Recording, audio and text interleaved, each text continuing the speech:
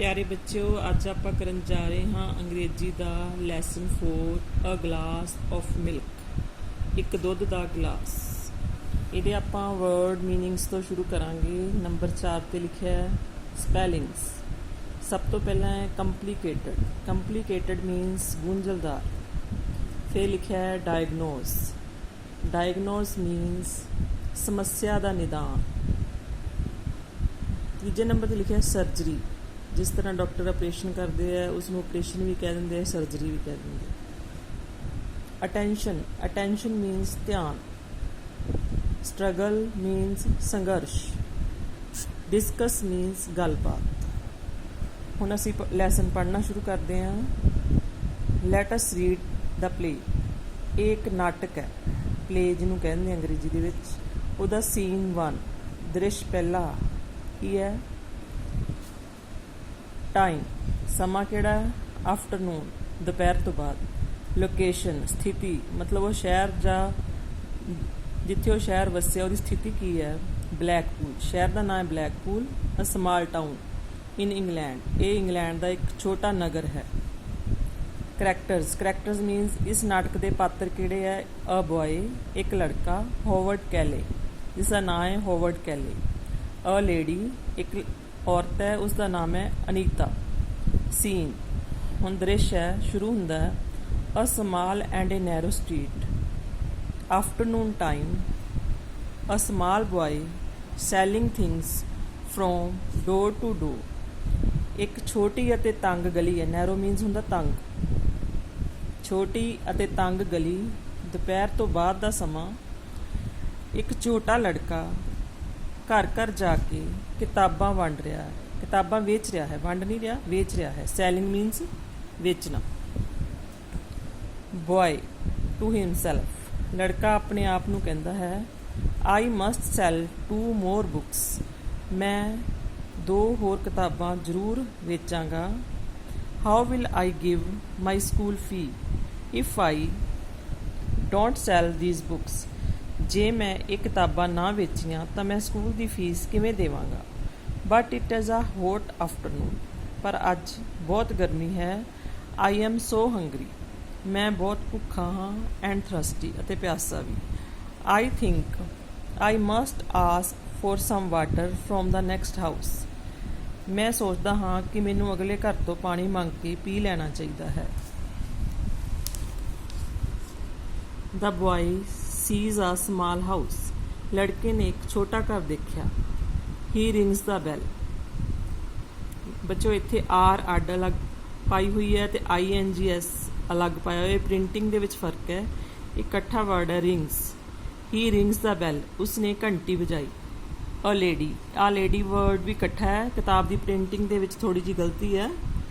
A lady opens the door, एक औरत ने दरवाजा खोलिया। बॉय टायर्ड एंड हंगरी, लड़का थकिया होया अते भुखा। Good afternoon ma'am, ma'am good afternoon. Lady politely, औरत निमरता नाल good afternoon. Do you want something, good afternoon, की तुहानूं कुछ चाहिदा है। इत्थे मैं गुड आफ्टरनून नूं पंजाबी विच तां नहीं किया, ਉਹਦਾ मतलब हुंदा दोपहर तो बाद दी नमस्ते, क्योंकि तुसीं गुड आफ्टरनून भी चंगी तरह समझते हो। Boy my name is Howard, Howard कैले, लड़का कहता है मेरा नाम हॉवर्ड है, हॉवर्ड कैले। I am selling these books, मैं ये किताबां वेच रहा हाँ। Will you by one of my books, की तुसी मेरी कोई किताब खरीदोगे। आ देखो पिक्चर दे विच लेडी ते आ लड़का हॉवर्ड कैले आ lady Anita. Lady you are very small, तुसी बहुत छोटे हो। You should be in school and not selling things, तुहानूं स्कूल विच होना चाहिए है, ना कि चीज़ां वेचनियां चाहिए हैं। बॉय यस मैम, हाँ ma'am. I need to pay for my fee, मैनू अपनी फीस लई पैसे चाहिए हैं।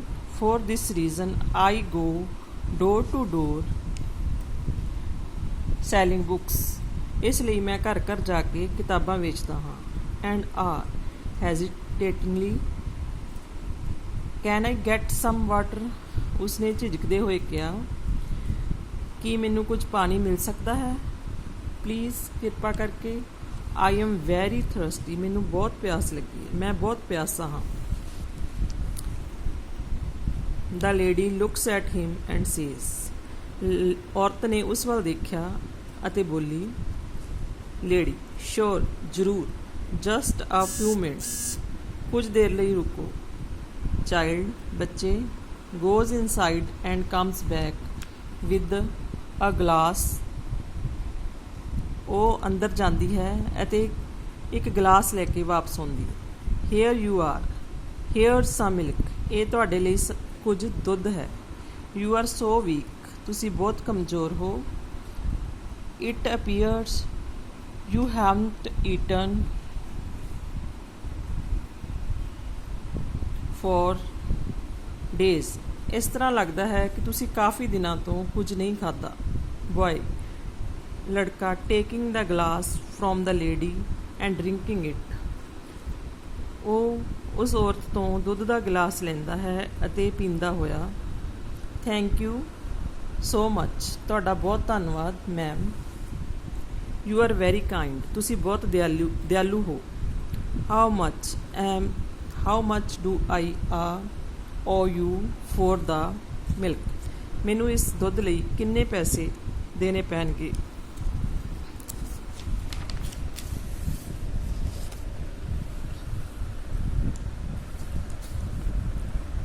Lady,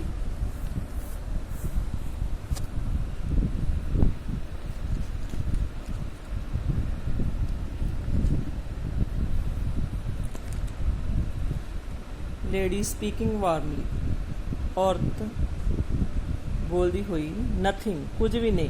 you O me nothing, ਤੁਸੀਂ ਮੈਨੂੰ ਕੁਝ ਨਹੀਂ ਦੇਣਾ। My mother has taught me not to accept payment for a deed of kindness, ਮੇਰੀ ਮਾਂ ਨੇ ਮੈਨੂੰ ਸਿਖਾਇਆ ਸੀ ਕਿ ਦਾਨ ਪੁੰਨ ਦਾ ਕੋਈ ਪੈਸਾ ਨਹੀਂ ਲੈਣਾ। and let me buy a book from you, ਅਤੇ ਮੈਂ ਤੁਹਾਡੇ ਤੋਂ ਇੱਕ ਕਿਤਾਬ ਖਰੀਦਾਂਗੀ। How much does the book cost, ਕਿਤਾਬ ਦੀ ਕੀਮਤ ਕਿੰਨੀ ਹੈ?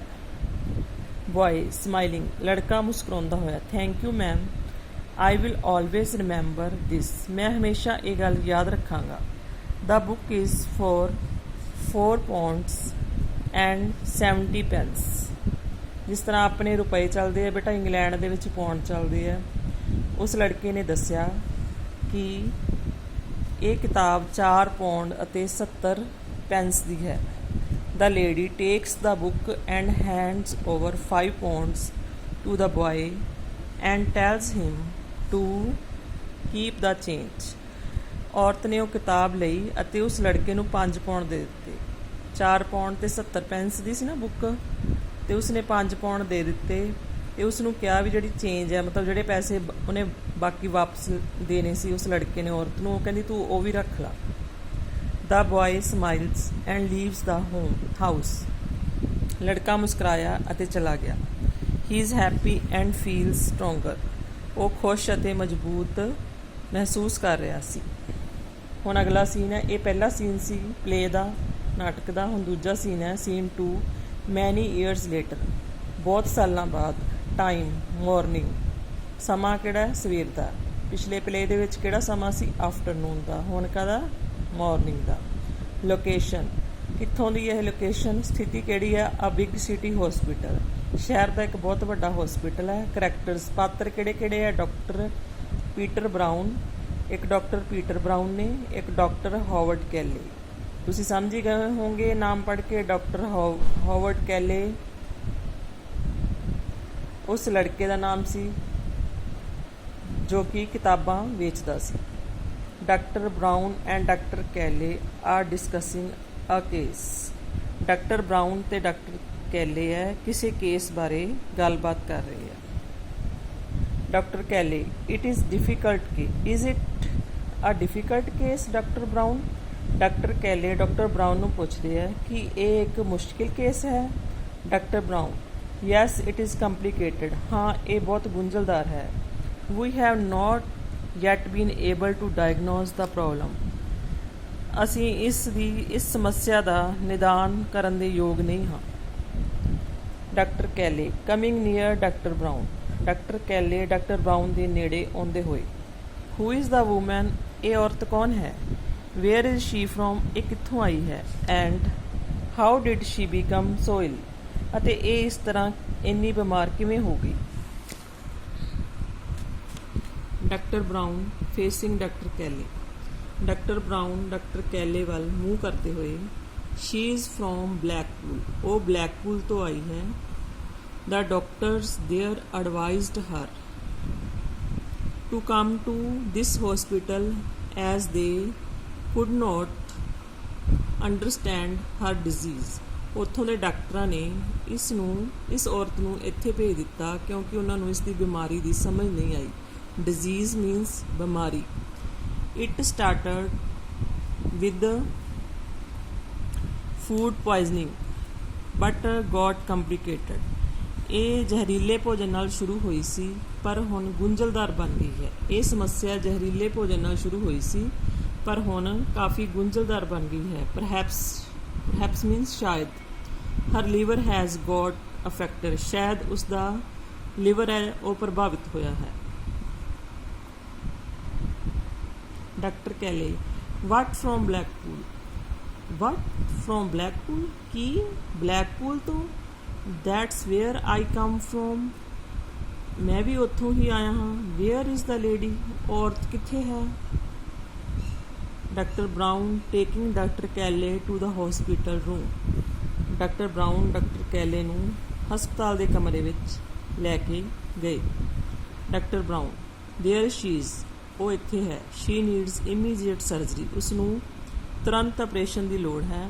I don't think we can do much in this case even after surgery, ਮੈਨੂੰ ਲੱਗਦਾ ਹੈ ਕਿ ਆਪਾਂ ਸਰਜਰੀ ਤੋਂ ਬਾਅਦ ਵੀ ਇਸ ਕੇਸ ਵਿੱਚ ਕੁਝ ਜ਼ਿਆਦਾ ਨਹੀਂ ਕਰ ਪਾਵਾਂਗੇ। Doctor Kaile peeps into the room and sees the sleeping woman smiles. Doctor Kaile ਕਮਰੇ ਵੱਲ ਝਾਕਦੇ ਹੋਏ ਸੁੱਤੀ ਹੋਈ ਔਰਤ ਵੱਲ ਦੇਖਦੇ ਹਨ ਅਤੇ ਮੁਸਕਰਾਏ। We must do our best, ਸਾਨੂੰ ਆਪਣੀ ਪੂਰੀ ਕੋਸ਼ਿਸ਼ ਲਗਾ ਦੇਣੀ ਚਾਹੀਦੀ ਹੈ। And I will do my best to save her, ਅਤੇ ਮੈਂ ਇਸ ਨੂੰ ਬਚਾਉਣ ਲਈ ਆਪਣੀ ਪੂਰੀ ਕੋਸ਼ਿਸ਼ ਲਗਾਵਾਂਗਾ।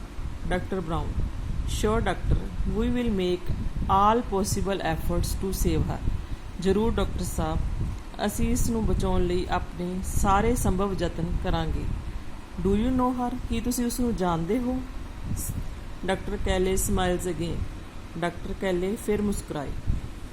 ਬੱਚਿਓ ਤੁਸੀਂ ਸਮਝ ਹੀ ਗਏ ਹੋਵੋਗੇ ਕਿ ਇਹ ਉਹੀ ਔਰਤ ਹੈ ਜਿਸ ਨੇ ਉਸ ਡਾਕਟਰ ਹਾਵਰਡ ਕੈਲੇ ਨੂੰ ਦੁੱਧ ਦਾ ਗਲਾਸ ਪਿਲਾਇਆ ਸੀ।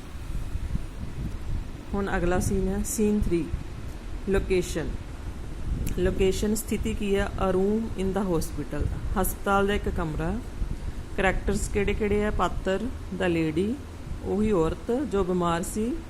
ਅ ਨਰਸ, ਇੱਕ ਨਰਸ ਹੈ। ਅ ਮੈਨ ਫਰੋਮ ਦਾ ਬਿਲਸ ਡਿਪਾਰਟਮੈਂਟ, ਜੋ ਬਿੱਲ ਡਿਪਾਰਟਮੈਂਟ ਜਿਹੜਾ ਉਹਦਾ ਹਸਪੀਟਲ ਦੇ ਖਰਚੇ ਦੇ ਬਿੱਲ ਹੈ ਉਹ ਲੈ ਕੇ ਆਇਆ ਸੀ ਉਹ ਆਦਮੀ। The nurse prepares to give medicine to the lady, nurse ਹੈ ਜਿਹੜੀ ਉਸ ਔਰਤ ਨੂੰ ਮੈਡੀਸਨ ਦੇਣ ਲਈ ਤਿਆਰ ਕਰਦੀ ਹੈ।